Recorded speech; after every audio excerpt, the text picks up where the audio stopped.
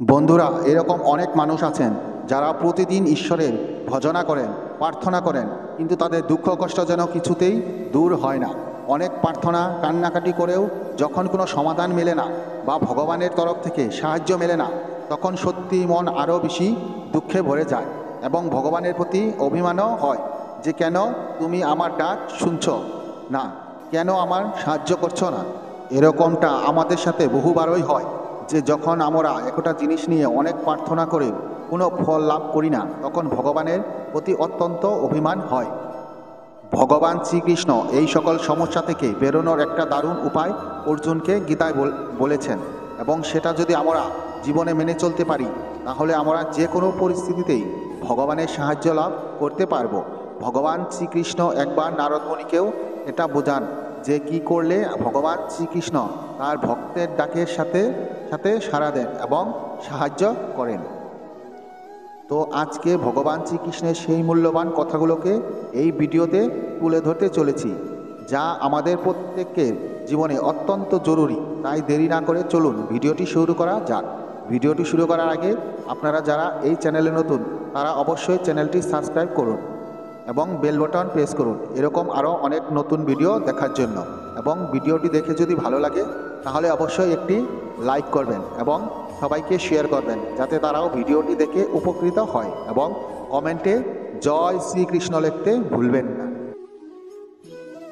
ভগবান শ্রীকৃষ্ণ একবার নারদ মুনিকে একটি ঘটনার পরিপ্রেক্ষিত জীবনের অনেক মূল্যবান প্রশ্ন জিজ্ঞাসা করেন, এবং এই প্রশ্নগুলোর মাধ্যমেই ভগবান শ্রীকৃষ্ণ জীবনের অনেক গভীর উত্তর প্রদান করে যায়, যার মধ্যে আমাদের সব সমস্যার প্রতিকার লুকিয়ে রয়েছে। আগে চলুন ঘটনাটি জেনে নেওয়া যাক।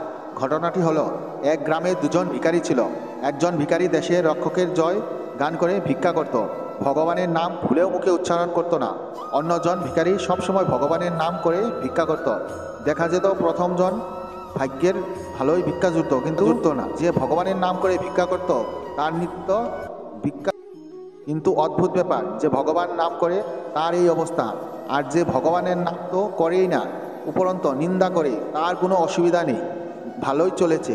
হঠাৎ একদিন প্রথম ভিক্ষুক যে ভগবানের নাম গান করত, তার ভাগে একটি মোহর জুটে গেল, আর ওই দিনই ভগবানের জয় গানকারী ভিক্ষুকের বাম পাশের বুড়ো আঙুলটি কেটে গেল। এই দেখে আমাদের মনে প্রশ্ন জাগতে পারে যে ভগবানের এই কী রকম বিচার, যে ভগবানের নাম করছে তার জীবনে এত বেশি সমস্যা কেন? সে তো কষ্ট পাচ্ছে, তার জীবনের খামতিটা কোথায়? এই প্রশ্নটি মহর্ষি নারদেরও মনে জেগেছিল। তিনি সরাসরি গিয়ে ভগবানের কাছে এর কারণ জানতে চায়, কেন এই বৈষম্য, তা জিজ্ঞাসা করলেন। ভগবান উত্তরে বললেন, দেখো নারদ, আমার কোনো দোষ নেই। প্রথম ভিক্ষুক যে আমার জয়গান করে না, উপরন্ত নিন্দা করে, তার এ জন্মে রাজ্য লাভ করবার কথা, কিন্তু যেহেতু আমার নিন্দা করে, তাই ওর শুভফল কমতে কমতে ওই মহরে এসে ঠেকেছে। আর যে আমার জয় গান করে, তার কর্ম অনুযায়ী পুরো বাম পাশটাই কেটে যাওয়ার কথা, কিন্তু আমার নাম প্রচারে অশুভ কর্ম কমতে কমতে শুধুমাত্র আঙ্গুলটি কাটা গেছে। বন্ধুরা, এই কথাটির মাধ্যমে ভগবান শ্রীকৃষ্ণ এটা বোঝাতে চাইছেন যে আমাদের সমীকরণের দৃষ্টিতে যেটা অমঙ্গল বলে মনে হয়, শ্রীমদ্ ভগবত দৃষ্টিতে সেটাই মঙ্গল। তাই আমরা খারাপ সময়ের মধ্যে দিয়ে গেলেও কখনো ভগবানের উপর বিশ্বাস হারানো উচিত নয়, এবং ভগবানকে কখনোই দোষারোপ করা উচিত নয়। ঈশ্বরের কাছে প্রার্থনা করা মানেই খারাপ কর্মের ফলগুলো আমরা তাড়াতাড়ি পেয়ে যাচ্ছি, এরপর ভালো কিছু অপেক্ষা করছে। তার জন্যই তো ভগবান শ্রীকৃষ্ণ অর্জুনকে বলেছিলেন যে সবসময় ভগবানের সাথে যুক্ত থাকার জন্য। যেরকম আমাদেরও সবসময় ঈশ্বরের সাথে যুক্ত থাকতে হবে এবং কর্ম করে যেতে হবে। যদি আমরা ভগবান শ্রীকৃষ্ণের সাথে যুক্ত থাকতে পারি, অর্থাৎ তার উপরে ভরসা রাখতে পারি, খারাপ সমস্যার অবশ্যই কেটে যাবে। কিন্তু যতক্ষণ এই সমস্যা না কাটছে, ততক্ষণ ভগবানের উপর থেকে বিশ্বাস ও ভরসা কম করা কখনোই উচিত নয়। আসল ব্যাপার হলো এই যে তিনি জানেন তার জন্য কি প্রয়োজন, তিনি ঠিক সেইভাবেই সবার জীবন নিয়ন্ত্রণ করেন। তাই যে ভক্ত একবার নিজেকে ভগবানের চরণে সমর্পণ করে দিয়েছে, তার এইসব সমস্যা, চিন্তা, দুঃখ, কষ্ট নিয়ে কখনোই ভাবা উচিত নয়, কারণ তার জীবনের নিয়ন্ত্রক হলেন স্বয়ং ভগবান শ্রীকৃষ্ণ। তাই যখন ওই কঠিন পরিস্থিতির মধ্যে দিয়ে আমরা যাব, একের পর এক সমস্যা আমাদের জীবনে আসবে, তখন আমরা সাথে সাথেই একটা জিনিস মনে করব যে আমরা ভগবানের চরণে নিজেকে সমর্পণ করে দিয়েছি। ফলে আমাদের আর এসব জিনিস নিয়ে চিন্তা করার কোনো কারণ নেই, কারণ আমাদের ভালো মন্দ সব কিছুর বিচার এখন ভগবান স্বয়ং নিজে করবেন। আর ভগবানের বিচার কখনো ভুল হতে পারে না।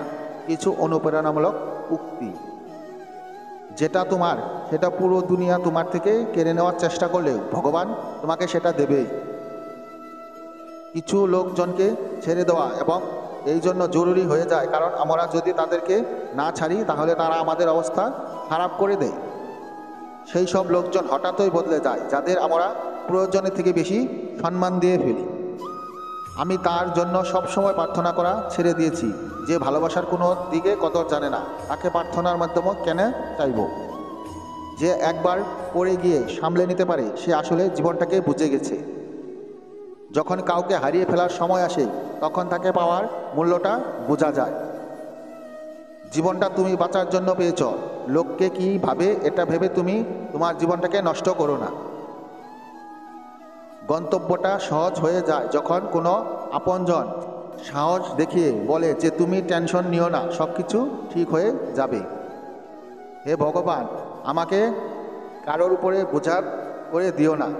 যে আমার থেকে দূরে থাকতে চায় তাকে প্রথমে আমার থেকে দূরে করে দিও। তুমি যদি চাও সারা জীবন ধরে কেউ তোমার পাশে থাকুক, তাহলে তাকে কখনোই বলো না যে তুমি তাকে কতটা চাও। অহংকার করাটাও আবশ্যক যখন কথাটা অধিকার, সম্মান আর চরিত্র নিয়ে হয়। বিনা কারণে এখানে কেউ কাঁদে না। দুঃখটা তখন যখন গভীর হয়, চোখের জলটাও তখনই পড়ে। কিছু লোকজন হারিয়ে ফেলাকে ভালোবাসা বলে, আবার কিছু লোকজন পেয়ে যাওয়াকে ভালোবাসা বলে, আর আমি সত্যি মন দিয়ে পাশে থাকাকে ভালোবাসা বলি। জীবনে তো প্রতিদিনই নতুন সমস্যার সৃষ্টি হয়, আর এখানে সেই সব লোকজনই যেতে যেতে যাদের চিন্তা ভাবনা অনেক বড় হয়। দেরি হয় কিন্তু ঠিকই বোঝা যায় কে আসলে কেমন, সেটা চেনা যায়। কিছু লোকজন উপর থেকে দেখার যে তারা আপন, কিন্তু সঠিক সময় আসলে তারা ওই আসল চেহারাটা সকলের সামনে ঠিকই চলে আসে। একা হওয়া আর একা কাঁদা মানুষকে ভিতর থেকে অনেক মজবুত বানিয়ে দেয়। তুমি কারোর জন্য যাই করে যাও না কেন, ঠকানো সে তোমাকে ঠকাবেই। ভগবানের থেকে মৃত্যু চেয়ে নিও, কিন্তু একজন মানুষের থেকে ভালোবাসা কখনো চেয়েও না। এইরকম মানুষের থেকে দূরে থাকো যে তোমার সাথে থেকে শুধু নিজেদের স্বার্থ পূরণ করতে জানি। এখনও তো ভরসার উপর থেকেও ভরসা উঠে গেছে, কারণ যার উপর সবচেয়ে বেশি ভরসা ছিল তাকে আমি ভরসা ভাঙতে দেখেছি।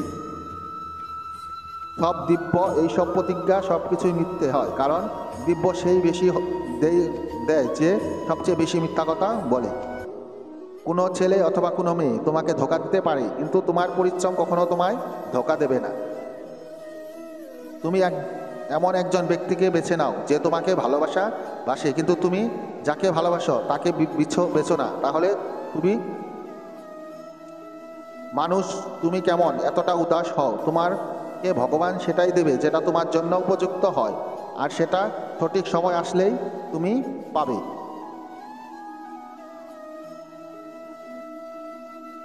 যে আমাদের জন্য সব কিছুই হয়, প্রায়শই তাদের জন্য তুমি কিছুই হও না।